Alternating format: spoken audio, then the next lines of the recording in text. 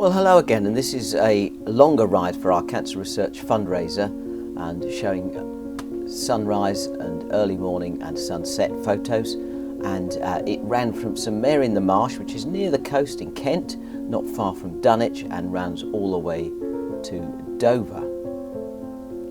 So here's an image of the map, and you can get an idea of the route. It's about 43, and the route takes us to Samphire Hoe in the top right there. So you can see the busy part is actually just when you get to Folkestone. We've been level almost all the way, and then there's a hell of a climb going out of Folkestone. If you've got an e-bike, that shouldn't be a problem, but it is a warning here. It is very steep in places. So let's follow the route. We start in just outside St Mary in the Marsh, and then we work our way down towards Dymchurch, and we stay beside Dymchurch for a while along the sea wall. Then we have to go around the Martello Towers and the firing range, back out, and then rejoin it at Seabrook and Hythe, follow through Sandgate, and then we have to go up and over the hills at Folkestone. It's an absolute beast just around the outside of Folkestone, and there's two routes. You'll see there's a sort of loop there, and then we work our way back down. It's pretty easy from that point on down towards Samphire Hoe in just outside Aycliffe, just before Dover. It's a really lovely route. You get some great views on the way, but be warned that just around Folkestone there's that where it pops inland all of a sudden, that is really steep. So here we are leaving our car and heading back into St Mary in the Marsh, and we go through the town. There's quite a bit of countryside that you just have to go through, and if you like farms, that's great. If you're not a great one for farms, then the road is absolutely superb, and then we sort of head our way towards Dymchurch.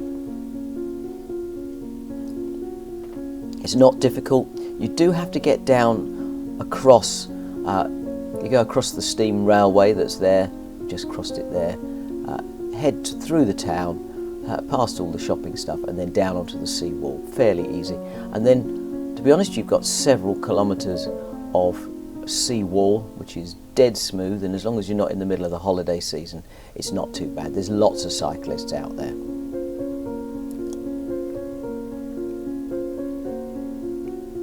Views are great out to sea, not so good onto the banks of all the caravan sites on the left. But then we leave around the firing range and the Martello Towers, and we start to rise up. Now, they were doing some busy roadworks at that point, and so we just had to take on the busier road. But it follows you round to the back, and then you enter into Hythe. You have to cross the railway, and then you go through a housing estate, but it's well marked. There's little blue signs absolutely everywhere. And then that takes you onto the canal. And we're just running alongside the Royal Military Canal at this point. So we follow our way down very, very close to the canal. And then eventually, once we've gone through the towns and we get to sort of towards Seabrook, then we actually join the canal down by the town, and we follow it all the way along for quite some considerable time. So there's plenty of parks where you can stop and have some food, and great for picnics. And this is quite interesting, and the wildflowers, if you're into wildflowers and things like that, then there's some fantastic examples along the way. So then we rejoined the sea route at just outside Seabrook, and work our way through, and then after some time, bit of doubling back because we messed it up at one point, not far after here, and then you rise up and you go through the gardens that are at the top. So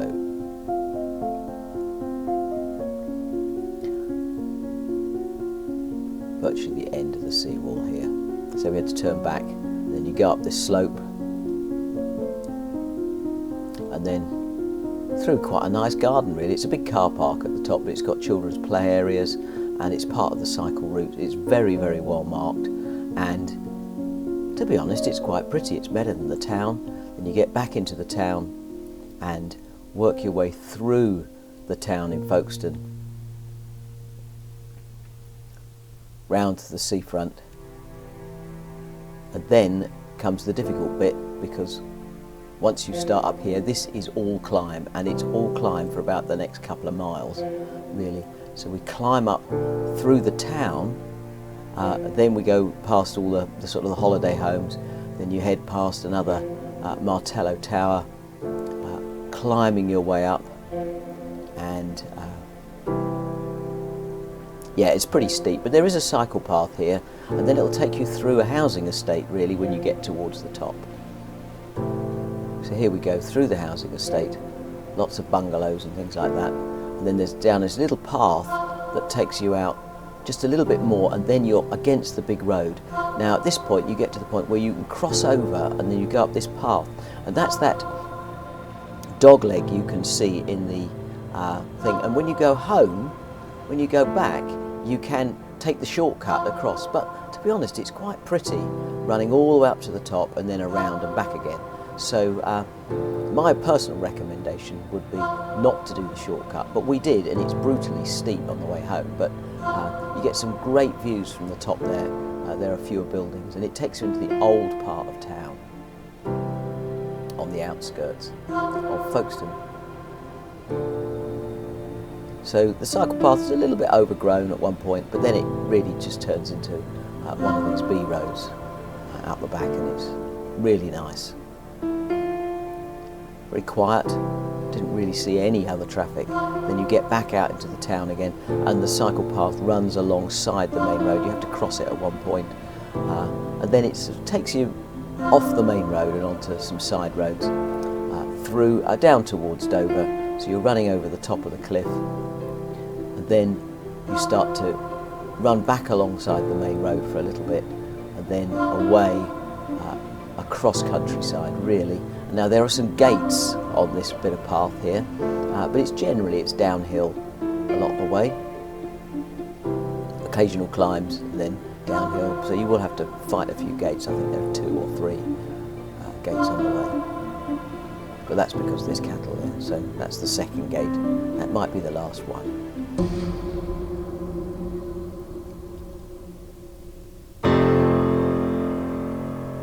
And then we head out back alongside the main road for a little bit. You can see all the lorries there, and then you go down to San Fahio through the tunnel. It was really dark in there, and then you get onto the nature reserve at the top of the hill here. There's a big car park. You could park your bike there. We decided to take it down and walk down the slope that you've got there. You shouldn't cycle. And then afterwards back up, there's some toilets there, there's a cafe, you can buy a cup of tea and things like that. Plenty of places for your stop, and then head back. So this is pretty steep, and it's quite difficult to cycle through here because it's such a steep tunnel, and if there's anybody coming then you have to stop for them. So just be aware of the tunnel on the way back. And then it's just retracing your steps really. It wasn't really a loop, this one, but it's not really possible to do a loop without making it huge. And we were trying to keep it under about 45 miles. So here we are. There's a bit of rise as we get back up over the cliff, but it's not too impossible. So following that path where we descended it a bit too fast if you weren't careful. Through the gates, there's 2 gates we say. And by now just be aware that the sun's going down and you're going west, and so the sun is in your eyes, but you get some fantastic views. If you're a photographer, you get some wonderful sunset views from the top there. So we followed our way back along the roads, and that bit's a little bit noisy, but then we were there during rush hour, and then back round the back of all the houses.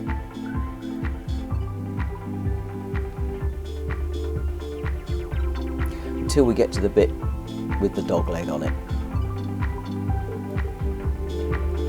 So we're heading back along the main road. We have to cross the road at one point, but that's partly because they're digging it up. There's a lot of roadworks going on, and it was quite a busy bit of road, but here we go. And this time we took the shortcut across to come home, but you don't need to do that.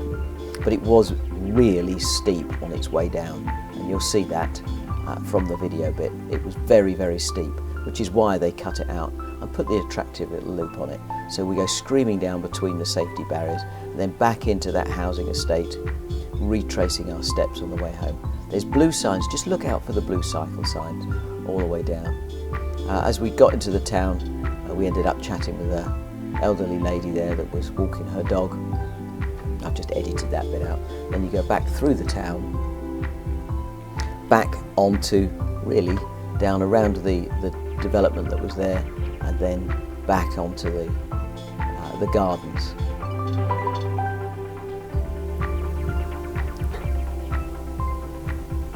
Okay, so we travelled through the gardens. You can see it's getting dark. There were a couple of gates there, and the difficulty we had was when we got to the top, we wanted to actually explore further, so then that meant that we had to turn around a few times and tackle a few steps, and we walked this little bit here because there were a lot of people around, and then cycled back on, hit the seawall again, and that is quite a long trek of seawall all the way back along, and it follows the national cycle route.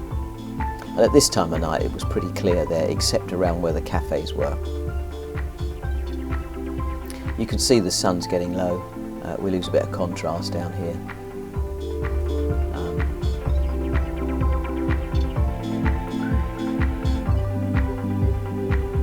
Yeah, it was generally pretty quiet going home and very flat. So now that we've done all of the climbing, it meant that we could now rejoin the canal, which we did.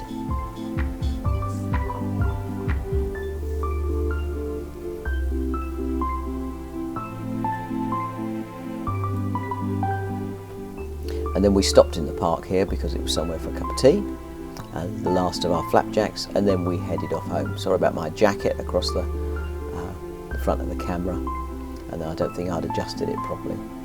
So now here we go, not quite adjusted. But we're heading back alongside the canal for quite some way. And then we have to leave and go around the firing range. So we're going through the housing estate here, back over the railway. Follow the signs, just look out for the little blue arrows. But it was getting a bit busier because it was rush hour. And then you're fighting all the roadworks and other things. You can see all the cars all stacked up there. We had to wait for the lights to change. So this bit of the road isn't particularly attractive, but those of you that are used to a bit of road cycling, now we've passed all of the dodgy bits of firing range and we're now back along the sea wall now, just after the Martello Towers. So we're heading down towards Hythe, which doesn't take long, and then from Hythe you almost come straight out into Dymchurch.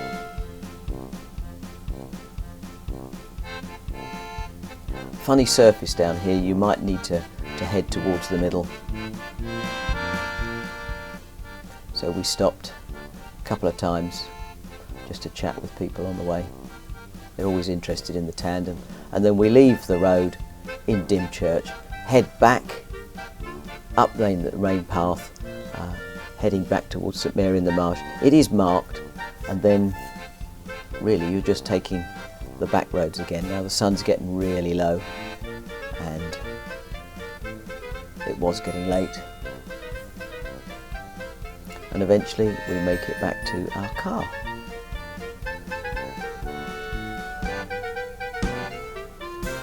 This is pretty much just a couple of roads and it's very, very clearly marked. But here we are back in St Mary in the Marsh, and then work our way back down the little side road back to where our car was found, and there we are. Sunset with a Tandem, taking the middle saddle out, and an absolutely wonderful journey. So the cycle computer said it was 43.3, the Komoot said it was, well, my wife said it was 41, and mine, I forgot to turn it on at one point or it went off, so it shortened it and made it 40. But we're looking at about 40 to 43 miles. depending on which route you take, and it might be as much as 45 if you take that little dogleg above Folkestone. So again, the route is that tricky bit. If you just wanted to stop at, before you go up the hill at Folkestone, then that will be fine. That would still be quite a good long ride, but really beautiful. So thanks for joining us, and we hope you have a really great time. Don't forget to like and subscribe to this video, and we look forward to seeing you on our next run, which is actually back in Surrey around Bramley. Take care. Bye.